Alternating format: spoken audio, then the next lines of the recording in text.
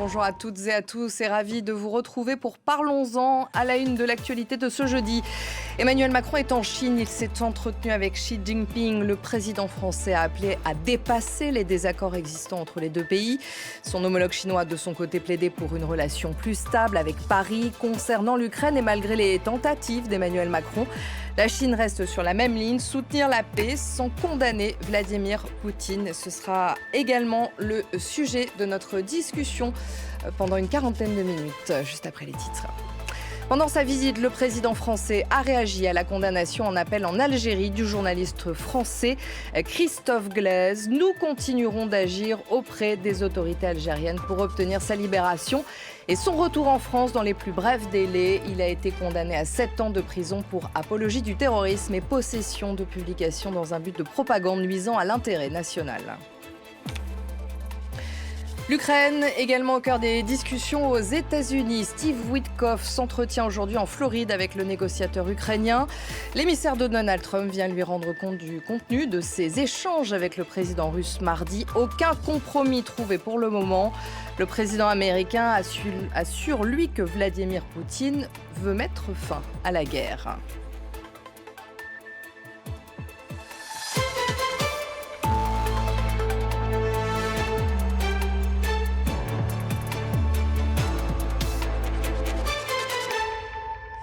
Emmanuel Macron est en Chine pour une visite d'État de 3 jours. C'est la 4e fois qu'il se rend dans le pays en 8 ans.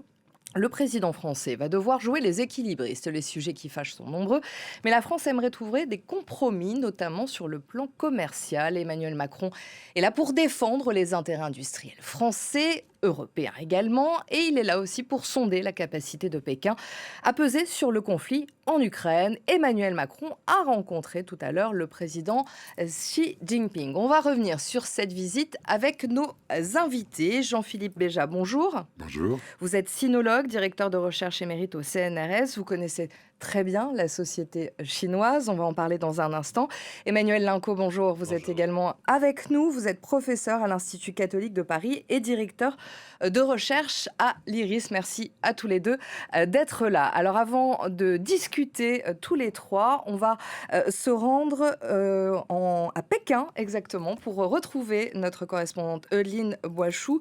Eudeline, bonjour. Alors je le disais, les deux hommes se sont rencontrés. Qu'est-ce qu'on peut retenir de ce premier entretien, notamment sur le plan économique tout d'abord ?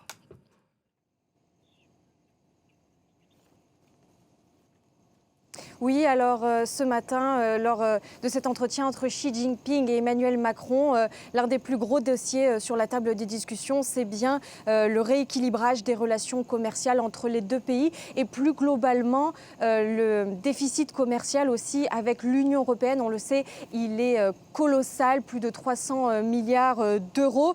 Si on parle simplement sur le plan français, ce matin, à la suite de cet entretien entre Xi Jinping et Emmanuel Macron, il y a eu une signature de 12 accords sur divers domaines comme l'agroalimentaire, les énergies, les investissements ou encore la culture. Mais surtout sur le plan européen, Emmanuel Macron a appelé l'Europe à développer une plus grande autonomie stratégique et surtout à se réformer pour être plus compétitive vis-à-vis de la Chine. Le président français qui a ajouté que la Chine et la France ont un rôle à jouer pour poser les fondations d'une gouvernance économique plus équilibrée.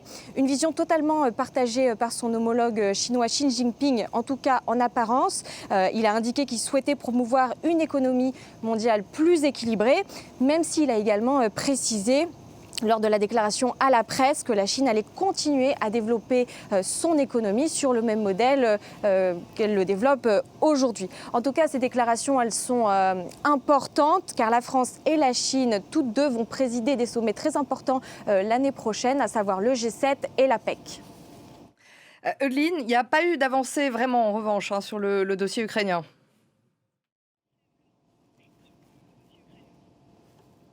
Oui, c'est ce qu'on peut dire. L'autre dossier brûlant sur la table des discussions entre Emmanuel Macron et Xi Jinping, c'est bien le dossier ukrainien. Emmanuel Macron qui essaie, depuis qu'il est arrivé président en 2017, de faire avancer cette question auprès de la Chine.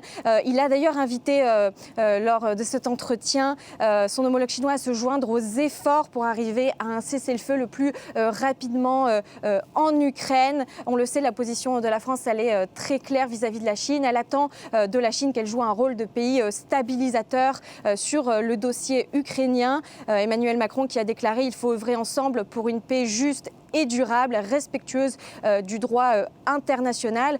De son côté, Xi Jinping a rappelé l'importance du multilatéralisme. Il a aussi dit que la France et la Chine détenaient toutes les deux un siège au Conseil de sécurité de l'ONU et qu'il fallait continuer à coopérer avec ces institutions internationales sur le dossier ukrainien. Et il a rappelé, le président chinois, que la Chine soutient tout effort pour la paix, mais il a aussi et surtout de nouveau réfuté toutes les accusations que porte l'Union européenne à son égard, à savoir qu'elle vendrait des biens et des technologies à double usage qui servent dans la guerre en Ukraine. Et elle a également réfuté toute implication directe et toute responsabilité dans ce conflit. Merci beaucoup, Lynn. Merci d'avoir été avec nous depuis Pékin. Je me tourne vers nos invités, Jean-Philippe Béja et Emmanuel Linco. Jean-Philippe Béja, en début de rencontre, Emmanuel Macron, il a proposé un triple agenda positif pour les relations franco-chinoises. Il parle de stabilité géopolitique, de rééquilibrage économique et de soutenabilité environnementale. Tout un programme. Il a essayé là déjà de poser 3 points justement avant de pouvoir s'entretenir avec Xi Jinping pour lui dire à peu près ce qu'il voulait. Je ne sais pas qui sont ses conseillers, mais il utilise un langage qui est très semblable à celui de Xi Jinping, puisque Xi Jinping a les 4 soutiens, les trois avantages, etc. Donc, Emmanuel Macron se situe dans la pensée de Xi Jinping pour le socialisme à la chinoise, pour la nouvelle ère, ce qui ne peut manquer de faire plaisir au numéro 1 chinois.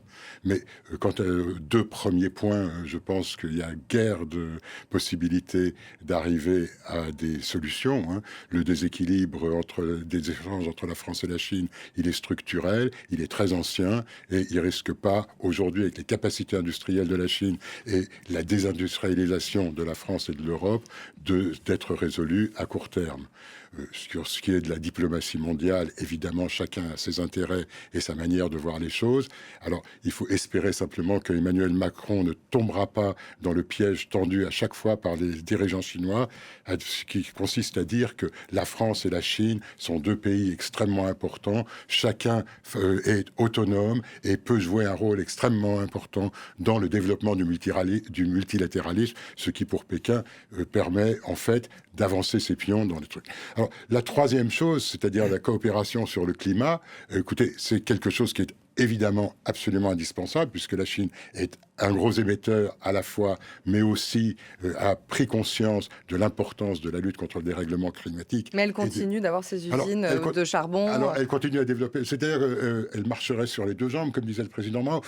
D'un côté, elle continue de développer des centrales à charbon, mais de l'autre, elle est le premier pays du monde qui, pour le développement des énergies alternatives, des énergies nouvelles, et notamment, par exemple, l'électrification des transports, est quelque chose d'extrêmement important en Chine. Alors, il faut évidemment coopérer avec la Chine. Il faudra aussi coopérer avec les États-Unis sur la question du dérèglement climatique. On n'en est pas là. Mais disons que pour ce qui est de ce qu'a avancé Emmanuel Macron, il n'y a pas grand-chose de nouveau. Non. Et dans les réponses de Xi Jinping, ce qu'on a vu, c'est véritablement la langue de bois classique, où on a, il faut absolument développer notre capacité, développer le multilatéralisme à la chinoise, et aussi, bien sûr, être du bon côté de l'histoire. Qu'est-ce que ça signifie, être du bon côté de l'histoire ? Aujourd'hui, le Premier ministre japonais a annoncé qu'en cas d'attaque de la Chine sur Taïwan, les intérêts vitaux du Japon seraient menacés.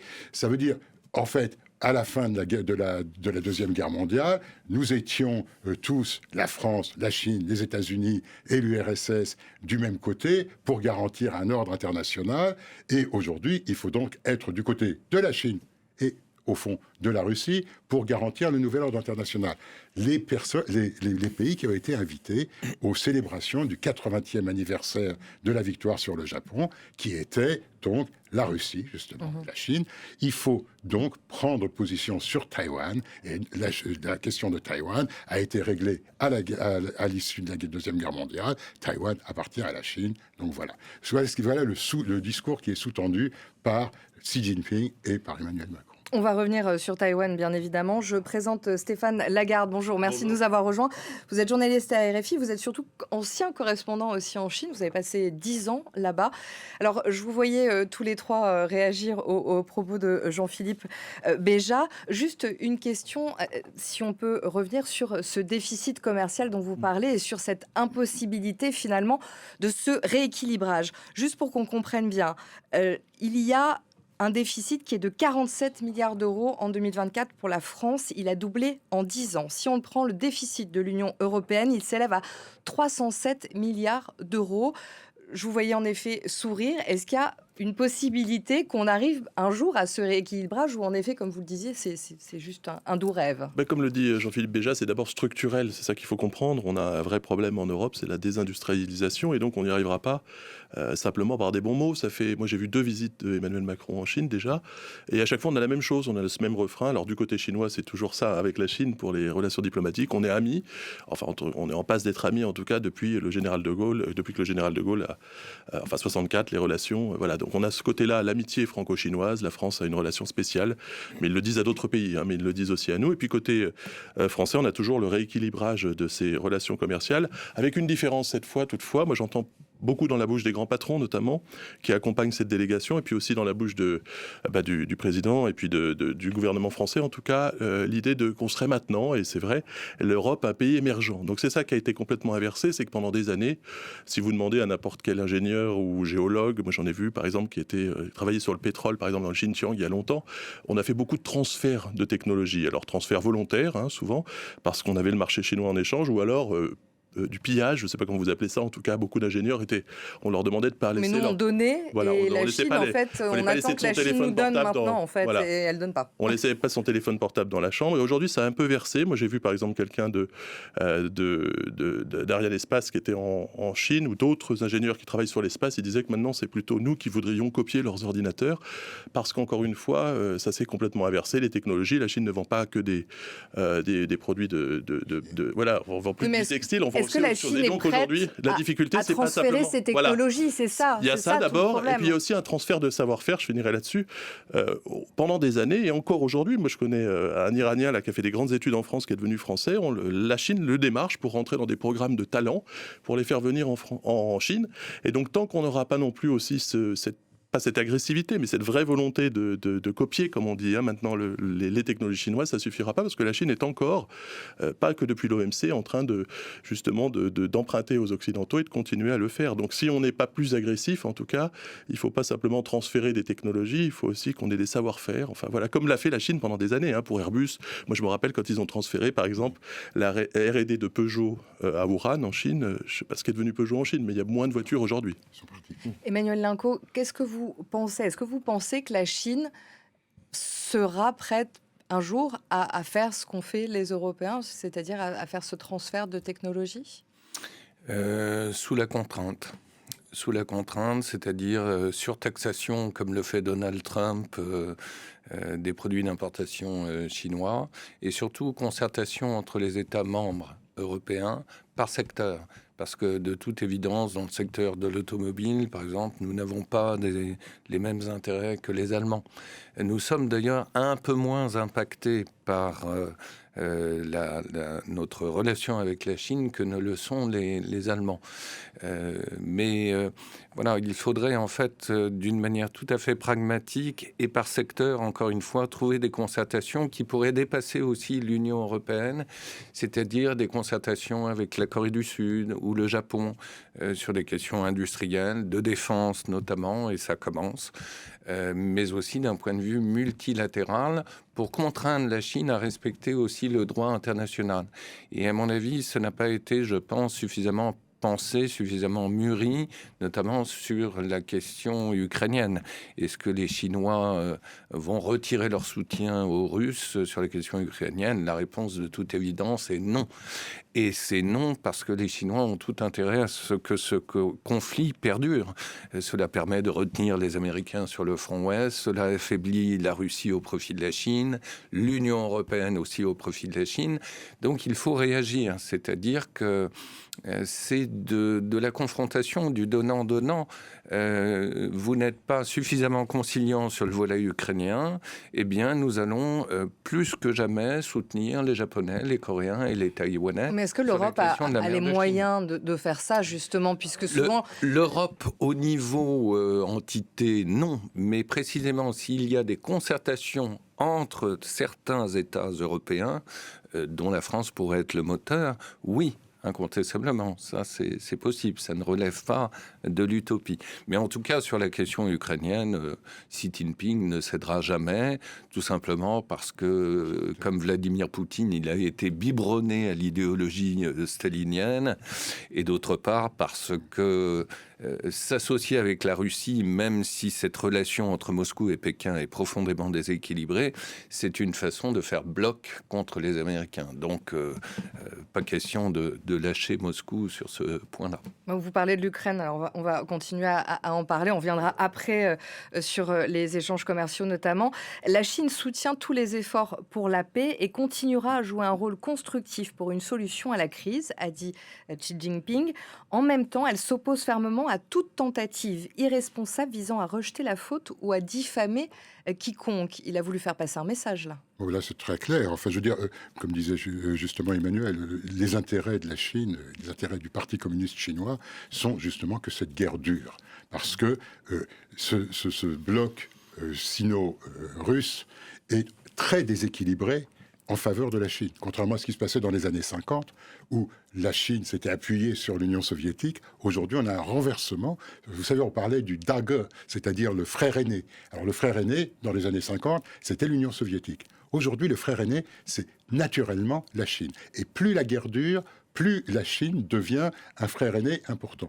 Donc, pourquoi, dans ces conditions, reculer? Alors, effectivement, l'idée de nous devons mettre en œuvre les principes de 1945, il y avait une chose qui était, et sur laquelle la Chine était jusqu'à maintenant tout à fait intraitable, c'était l'intangibilité des frontières. Or, aujourd'hui, depuis l'invasion de la Crimée déjà en 2014 et d'une partie du Donbass, et surtout encore depuis l'intervention, l'opération militaire spéciale de 2022, les frontières issues des accords sont en fait violées.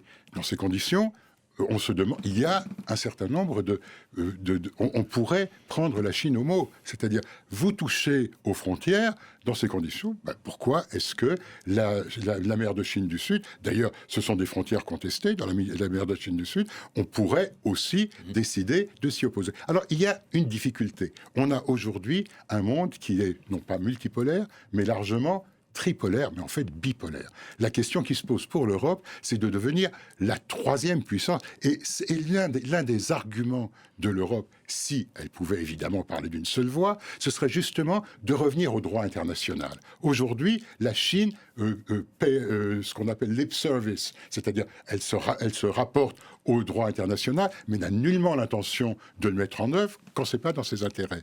Je crois que l'une des questions pour l'Europe serait justement de parler du droit international. Alors, en 2023, on avait beaucoup reproché à Emmanuel Macron, dans son voyage de retour, de dire, sur la question de Taïwan, il n'y a aucune raison pour que nous nous alignions sur les États-Unis. Eh bien, prenons-le au mot. Justement, aujourd'hui, ne nous alignons pas sur les États-Unis. Aujourd'hui, on se demande si Trump est en train, plus ou moins, de lâcher, dans une certaine mesure, Taïwan.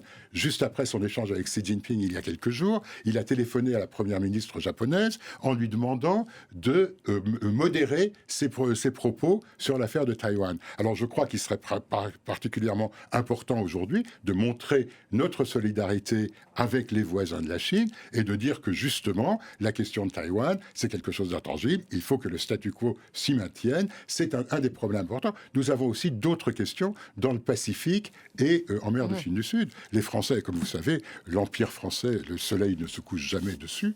Donc, nous sommes une puissance pacifique et il y a un certain nombre de percées chinoises dans cette région.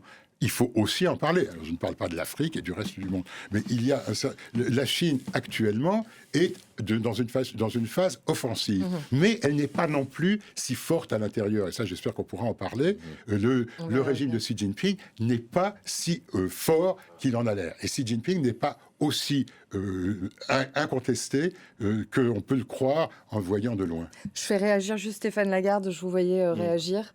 Et après, moi, j'ai vu revenir, aussi une évolution quand même de l'opinion publique. Si on peut parler d'opinion publique en Chine, c'est difficile. En tout cas, la propagande chinoise a accompagné l'opération spéciale russe en Ukraine, entre guillemets, opération spéciale. Donc, ils allaient dans le sens de la propagande russe, pour être clair. Et ça a été digéré, en tout cas, par l'opinion publique. Aujourd'hui, on voit qu'en Chine, quand il y a eu la dernière visite de Vladimir Poutine en Chine, il n'y a plus seulement des discours des dirigeants chinois. C'est la Chine qui gagne essentiellement là-dedans, parce qu'elle a de l'énergie beaucoup moins chère. Quand Shenyang a une panne d'électricité, on a du gaz russe. C'est vraiment la Chine qui gagne beaucoup. Elle vend aussi ses voitures, elle vend ses téléphones portables. Enfin, bon, la Chine a remplacé beaucoup de marques occidentales en Russie. Donc, c'est un gain net en termes économiques pour la Chine. Mais aussi, quand même, il y a des produits chinois qui sont arrivés dans les supermarchés, de la viande russe, par exemple, des produits russes, qui sont arrivés dans les supermarchés en Chine. Alors, ça reste petit, mais il y a quand même tous ces échanges. Et puis, la population a écouté cette propagande. Donc, ça faisait peur avant. La Russie faisait peur aux Chinois. Aujourd'hui, ils sont plus sur un discours, on dirait, modéré par rapport à la Russie, même s'il y a encore des nationalistes qui réclament une partie de la Sibérie, des nationalistes chinois, je parle. Donc, ça a quand même évolué et cette propagande est rentrée dans les... Voilà, donc la guerre... je ne suis pas sûr qu'il soit... Ouais, allez-y. Non, juste, je crois qu'il faut toujours se méfier. Effectivement, je crois que cette évolution que vous signalez existe, mais il y a aussi toujours une certaine réticence. Alors, on l'a vu beaucoup au moment de l'opération militaire spéciale, mais aujourd'hui... Enfin, ça, c'est ce que dit... c'est comme ça que les Russes l'appellent. Oui, voilà. La Russie n'a quand même pas très bonne presse. Vous savez, il y a les souvenirs de la coopération sino-soviétique qui a finalement très, très, très mal fini. Et aujourd'hui, il y a une espèce de revanche quand même qui est quelque chose d'important. C'est une revanche sur... aujourd'hui, la Russie dépend de nous. Et elle dépend de plus en plus de nous. Mais mais la Russie dépend des Chinois, mais les Chinois ont aussi besoin de la Russie. Beaucoup moins. Mais si vous voulez, dans l'opinion publique chinoise, malgré le développement du nationalisme, malgré le développement de la nouvelle propagande depuis l'arrivée de Xi Jinping au pouvoir, il y a quand même dans la société chinoise une certaine fascination pour les sociétés occidentales, pour la culture occidentale. On ne voit pas des films russes, on ne va pas voir des séries russes. Et quand on part, quand on va faire du tourisme, on ne va pas le faire en Russie. On va le faire en Occident et, si possible, les États-Unis, mais en partie aussi l'Europe. Donc, je crois que ce qui est important, effectivement, c'est de voir que, malgré les apparences, la Chine n'est pas comme toute d'un seul tenant derrière le Parti communiste chinois. On prononce son allégeance au discours officiel, mais dans la réalité de la société, et on l'a vu quand même il y a 3 ans, au moment des protestations contre la politique de zéro Covid, on ne fait plus confiance aux dirigeants chinois sur un certain nombre de choses, parce que leur parole a été complètement démentie par les faits. Cette maladie était extrêmement grave jusqu'au 1er février 2023, et puis tout d'un coup, c'était un petit rhume, et on pouvait immédiatement ouvrir à tout le monde. Mais ça veut dire qu'aujourd'hui, Xi Jinping, à l'intérieur de son pays, vous l'évoquiez, il n'a plus la même aura qu'avant, et ça a un réel impact sur lui, donc il essaie de se raccrocher aux branches. Emmanuel Macron. Alors, effectivement, je souscris à ce que dit Jean-Philippe. Difficile par ailleurs de sonder l'opinion dans un régime totalitaire, c'est clair, mais on l'a vu en effet avec des protestations à Shanghai qui protestaient contre les mesures de confinement extrêmes à la fin de la Covid et qui en appelaient même à la démission de Xi Jinping, Xi Jinping, Xiadai. Donc ça, c'était du jamais vu. Bon. Et clairement, de toute façon, cette société a été très abîmée par la Covid. y compris sur le plan des PME, du maillage industriel d'une manière générale. Et la Chine, aujourd'hui, est confrontée à quelque chose également d'inédit, c'est-à-dire 20% de chômeurs dans ces grandes villes, ce qui est considérable, fait auquel s'ajoutent évidemment les pressions américaines, une conjoncture difficile, des décisions prises par Xi Jinping, y compris donc sur le plan stratégique, qui manifestement ne font pas l'unanimité au sein même du parti et de l'armée populaire de libération, tant vis-à-vis de la Russie que par rapport à la question de Taïwan. Et la réaction de Xi Jinping, on la connaît, elle est toute maoïste, ce sont des purges. Jusqu'à récemment, le haut état-major chinois a été purgé. Donc, les gens ont peur, ça c'est clair, et en même temps font le dos rond. On voit par exemple que la consommation n'est pas du tout au rendez-vous. Et les gens épargnent d'une manière générale en attendant des jours meilleurs. Mais une chose est certaine, c'est qu'au sein même du parti, manifestement, Xi Jinping est sinon écarté, n'exagérons pas, tout au moins on essaye un peu de le mettre sur la touche, parce qu'au mois de juin dernier, il y a eu une décision prise par le Politburo que d'insister davantage sur une collégialité des décisions prises par le parti. Donc c'est une façon implicite évidemment de critiquer l'omniprésence, l'omnipotence de Xi Jinping. Moi, je suis d'accord avec vos deux intervenants, mais simplement, la propagande a quand même son effet. Donc, sur les Russes, on va pas revenir là-dessus, mais il y a quand même l'opinion a un peu évolué. Et puis, sur le Covid, alors ça, c'est vraiment le changement fondamental. J'ai vécu cette année ces 14 frontières bloquées, le fait qu'on était très peu d'étrangers en Chine pendant des années. Il y avait plus beaucoup de monde qui rentrait, et les Chinois se sont retrouvés. Et au bout d'un moment, effectivement, il y a eu la colère. Non seulement les manifestations dont vous parlez de Shanghai et de Pékin, j'étais notamment à celle de Pékin, on n'avait jamais vu ça depuis 30 ans, évidemment, avec des slogans politiques, c'est vrai.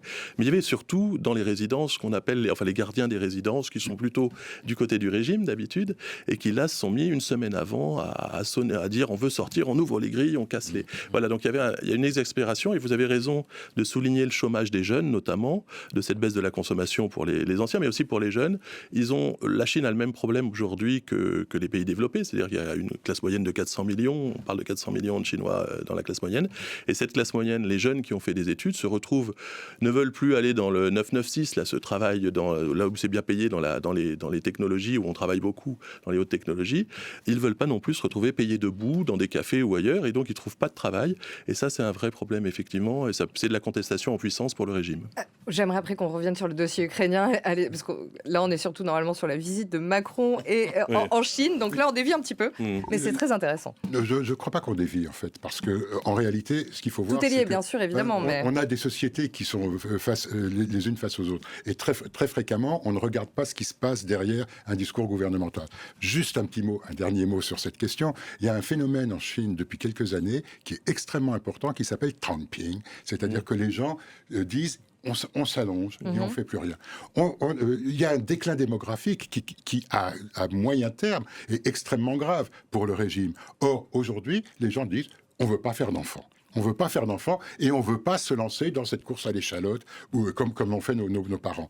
Et pour le parti, c'est un grand danger. Il y a eu récemment une directive qui luttait contre le négativisme sur le net. Il ne faut pas être négatif. Il faut l'énergie positive. Xi Jinping n'arrête pas de dire ça. Mais c'est parce que la société n'embraye pas sur ces questions. Donc, quand on parle avec Xi Jinping, on ne parle pas avec le dirigeant omnipotent qui peut tout faire, qui d'un claquement de doigts peut mobiliser l'ensemble de la Chine. Ça veut dire que c'est à cause de la Covid qu'il en est arrivé là. Il y a eu une dégringolade. La Covid a beaucoup affecté la confiance des Chinois dans le régime. Autrefois, jusque-là, on se disait, il y a la performance, le Parti communiste nous fait taire, d'accord, mais ça va mieux. Alors, c'était déjà en crise, l'économie avait déjà des gros problèmes. Mais là, c'est sur une question existentielle, centrale. C'était votre vie qui était en question, et du jour au lendemain, il y a eu un changement. Alors quand on est descendu dans la rue en disant Xi Jinping s'y attrait aussi, c'est-à-dire quand même demander la démocratie, demander les élections, lutter contre, on ne veut pas la révolution culturelle, on veut des élections libres, c'est quand même, c'est une petite minorité bien sûr, mais ça ne veut pas dire qu'elle n'exprime pas la volonté d'un certain nombre de gens. Donc ce qu'on voit, c'est que si Xi Jinping arrive et se montre comme quelqu'un de très fort fort et qui a été très largement renforcé par Trump, il faut bien le dire, au cours de l'année au cours de laquelle il a été au pouvoir, il reste quand même relativement fragile. Donc quand on parle, on a un certain nombre de leviers sur la Chine. Et donc on peut utiliser ça. Sur l'Ukraine, il n'y a aucune raison pour la Chine de se poser. Elle aurait pu le faire au début. Au début de l'intervention, la Chine était très bien placée, elle avait de bonnes relations avec rappelle quand l'Ukraine. même juste que la Chine, elle appelle régulièrement à des pourparlers de paix, mais qu'elle n'a jamais condamné la Russie pour l'invasion russe à grande échelle de l'Ukraine, et qu'elle s'oppose aux sanctions à l'encontre de la Russie, et elle n'a jamais changé son discours. Et là, finalement, ce qu'a pu dire Emmanuel Macron, et ce qu'a essayé d'obtenir Emmanuel Macron, c'est pas la première fois, finalement, mais est-ce qu'on pouvait s'attendre à ce qu'il se passe quelque chose? Oui, parce qu'il y a une... Alors, je vais faire court, mais simplement, il y a une relation presque existentielle et puis de proximité entre... Ils se sont vus plus de 40 fois en tête-à-tête, Xi Jinping et donc Vladimir Poutine, donc il y a une idéologique, simplement, de survie aussi des régimes. Et puis, plus que cela, il y a aussi donc maintenant les relations économiques. Et surtout, on voit par exemple que Zelensky n'a pas été... Il y a une très grande attention de la propagande quand même dans la communication, si vous regardez, évidemment.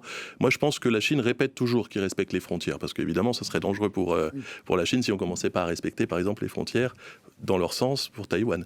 Donc, il y a toujours ce discours-là, mais il y a quand même aussi... on n'a jamais reçu les Ukrainiens à Pékin, sauf erreur. mais il l'a jamais reçu Volodymyr Zelensky, alors que le président Macron recevait en début de semaine Volodymyr Zelensky. On va écouter un échange qui a eu lieu tout à l'heure entre le président Emmanuel Macron et le président chinois.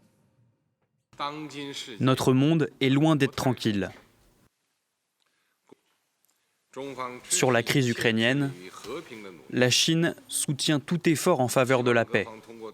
Nous espérons que les différentes parties pourront, par dialogue et négociation, trouver un accord de paix équitable, durable, contraignant et accepté de toutes les parties concernées. La Chine continuera de jouer un rôle constructif pour le règlement politique de cette crise, mais nous nous opposerons fermement à toute accusation irresponsable et discriminatoire.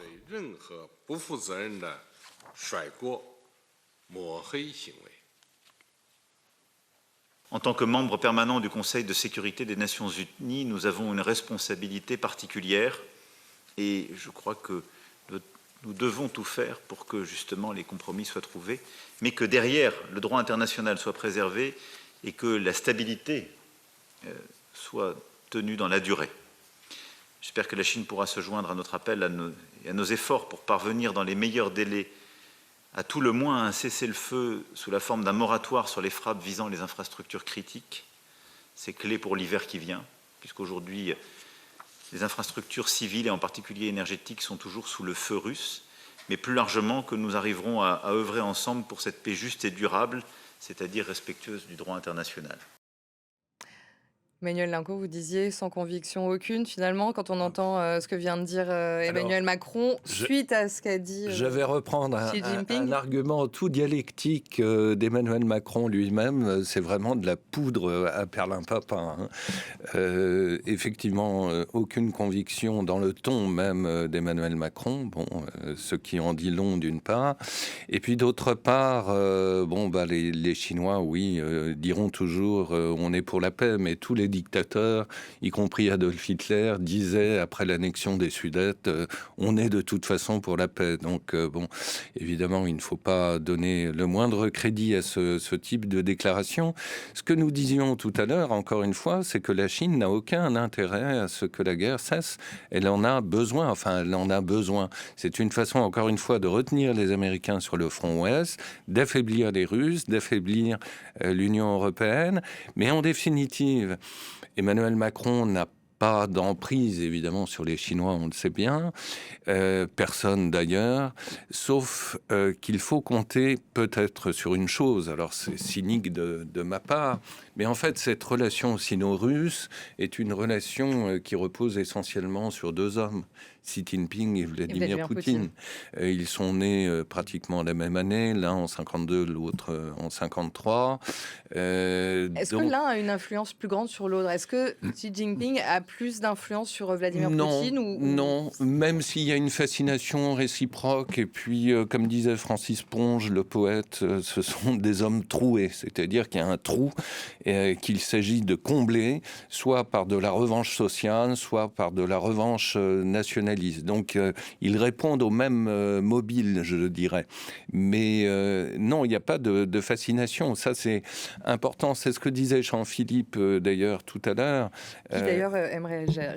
Je vous laisse finir. Mais il y a un atavisme très ancien des Russes à l'encontre des Chinois qui, pour aller vite, les tiennent dans un certain mépris et réciproquement une crainte chinoise vis-à-vis des Russes. Bon, les choses sont en train de s'inverser d'un point de vue conjoncturel, mais ces appréciations réciproques sont structurelles.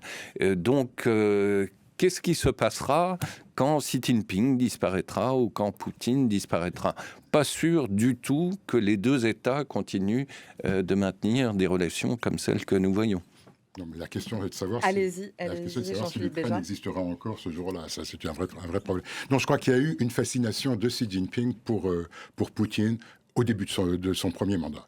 Si vous regardez le type de culte de la personnalité qui a été mis en place en Chine à partir de 2013, c'était largement inspiré de Poutine. Vous aviez les minorités nationales qui chantaient des chansons sur Xi Jinping et sa femme, qui étaient tout à fait parallèles de ce qu'on faisait en Russie. Donc, il y a eu évidemment au début, il s'est montré de la même manière que Poutine se montrait. Le culte de Xi Jinping est très différent de celui de Mao. On a même parlé de poutinisation du régime chinois. Oui, il y avait eu à ce moment-là véritablement quelque chose. Alors, ça a un petit peu, ça s'est passé sur le back burner, disons, mais il y a quand même cette espèce de proximité entre les deux. Alors, bon, est-ce qu'il s'agit uniquement d'une affaire de deux personnalités? Là, on est en ce moment dans une situation géopolitique où, comme le disait justement Emmanuel, c'est tout bénéfice pour la Chine. Donc on voit pas pourquoi. Alors on va dire, on va faire plaisir, on va donner de la face à Emmanuel Macron. On va dire, on est toujours pour la paix, on va faire tout ce qu'il faut pour que la paix. Mais la paix. Bon, alors la paix pourrait intervenir, c'est-à-dire que si Trump réussit à avec l'accord qui est sur la table avec en cet ce moment, accord, etc., les Chinois ne s'y opposeront pas, mais ils n'interviendront pas non plus pour le défendre. Je veux dire, ils disent, nous, ça ne nous regarde pas, on n'a pas envahi l'Ukraine, on n'est pas parmi les belligérants, on est simplement des victimes, de pauvres victimes de sanctions occidentales, et nous, on est contre les sanctions, parce qu'on est pour le multilatéralisme, on est pour la démocratie au niveau international. Donc les Chinois profitent de ça pour réaffirmer leurs principes qui ne mangent pas de pain, très franchement, mais sur cette question, pourquoi intervenir? Et rappelons-nous que dans les relations entre la Chine et l'Europe, il y a aussi une certaine hypocrisie. Évidemment, c'est aussi la faute de l'Europe. L'Europe ne parle pas d'une seule voix, mais... Il a du mal à taper du poing sur la table. Oui, mais le Parti communiste aussi, chinois, le Parti communiste chinois profite des dissensions européennes.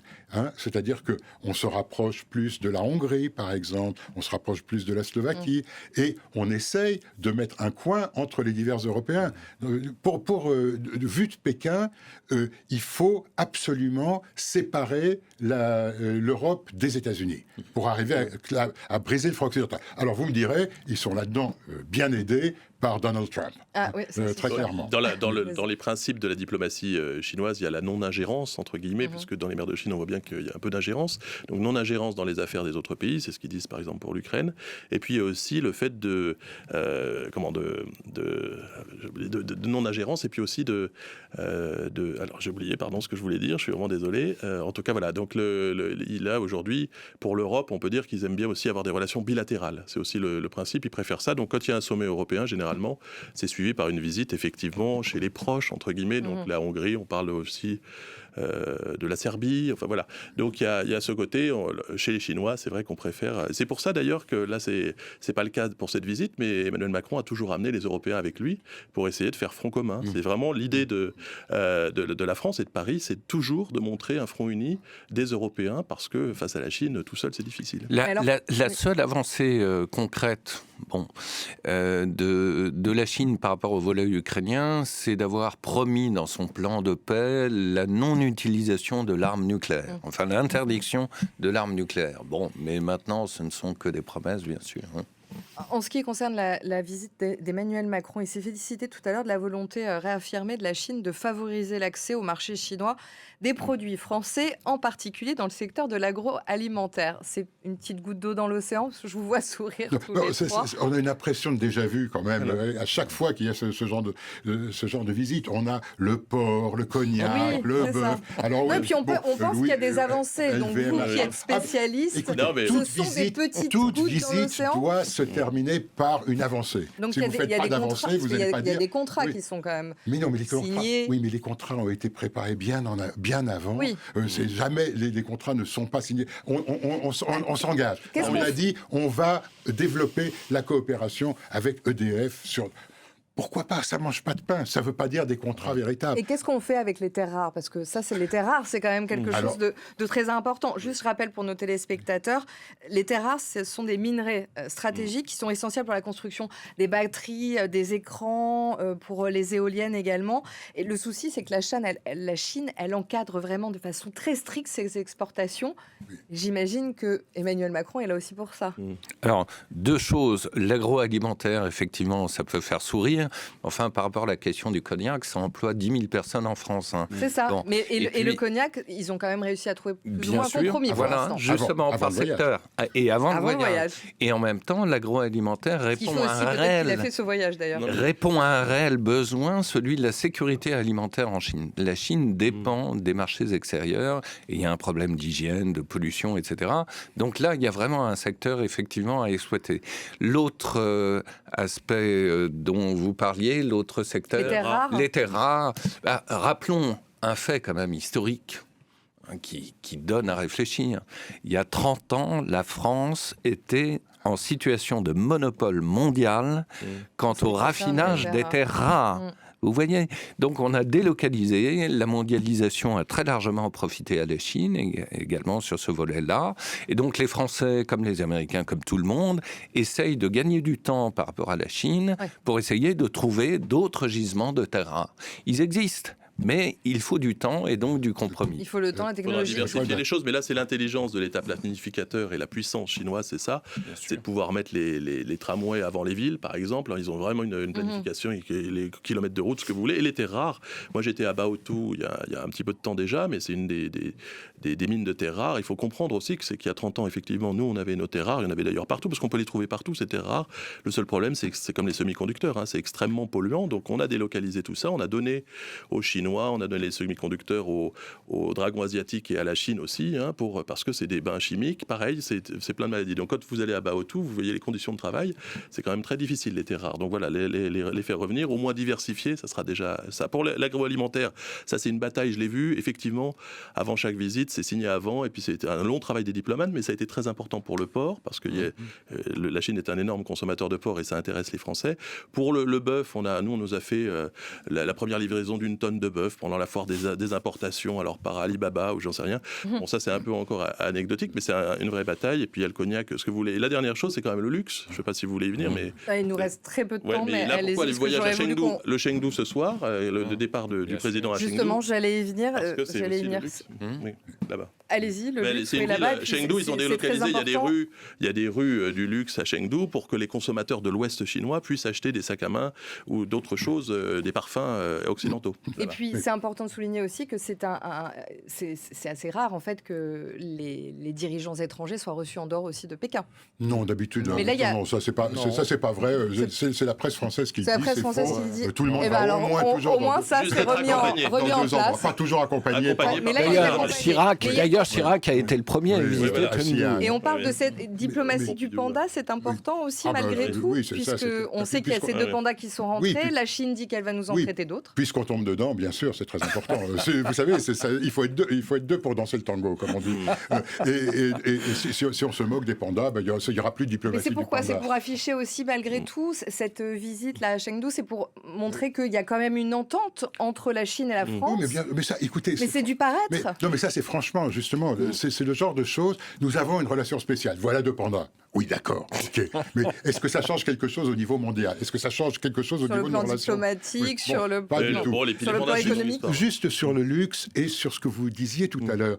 La politique de Xi Jinping, c'est, dans une certaine mesure, revenir, dans un sens, à ce que disait Mao, ça s'appelait Zhiligangshan à l'époque, c'était compter sur ses propres forces. Aujourd'hui, on promeut à mort le luxe chinois, les entreprises chinoises, et on essaye de remplacer tout ce qui était importé. L'idée, c'est nous sommes une vieille civilisation de 5000 ans, ce qui est chinois, c'est meilleur que les autres, regardez, les produits occidentaux, c'est pas si bien. Alors, ça marche qu'à moitié, parce que les Chinois continuent d'acheter des sacs Louis Vuitton, mais il y a en tout cas un grand effort.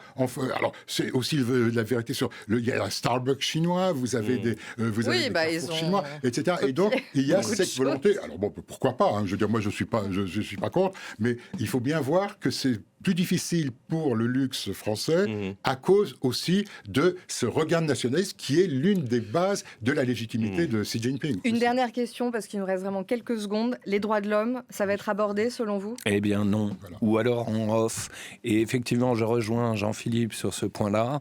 Je pense que l'Union européenne devrait être beaucoup plus critique à ce sujet. C'est une façon de se distinguer de tous ces empires absolument odieux. C'est ce que prône l'Union européenne. Donc pourquoi ne pas être... Et apporter du poil à gratter, justement, ça doit être le rôle sempiternel de la France et de l'Union européenne, et ça peut être constitutif d'un narratif singulier. Oui, nous on connaît tous des dissidents qui sont en prison aujourd'hui, et donc effectivement la France le rappelle à chaque fois, mais en off c'est difficile de le faire en public. Et ça serait, c'est essentiel. Par exemple, vous avez des avocats défenseurs des droits de l'homme qui ont été condamnés à de très lourdes peines, et ça c'est absolument un scandale. Et on a très récemment une étudiante chinoise qui était en France et qui est rentrée en Chine, qui a disparu parce qu'elle avait soutenu les Tibétains en France. Donc il y a aussi tout ce qui est la répression transnationale. Oui, c'est Zhang Yadi, c'est ça, une défenseuse des droits des Tibétains qui a été arrêtée en Chine en juillet. Absolument, oui. Vous avez aussi là de la journaliste citoyenne Zhang Jian qui avait été déjà condamnée à 4 ans, qui a été à peine libérée, a été de nouveau condamnée à 4 ans. Ce sont des choses très très importantes. On parle de ce rapport de société à société. Je crois qu'il ne faut pas oublier ce qu'on faisait dans les années 90, c'est-à-dire parler effectivement à chaque fois des droits de l'homme. C'est pas parce que les autres n'en parlent pas que l'Europe ne doit pas en parler, tout au contraire. Merci beaucoup à tous les trois d'avoir été avec nous et pour ce débat autour de la visite d'Emmanuel Macron en Chine. Et aussi, on a parlé, ça nous a permis aussi de rentrer un peu plus sur ce qui concerne aussi la Chine, l'intérieur de la Chine. Merci beaucoup. On se retrouve dans quelques minutes pour la suite de Parlons-en.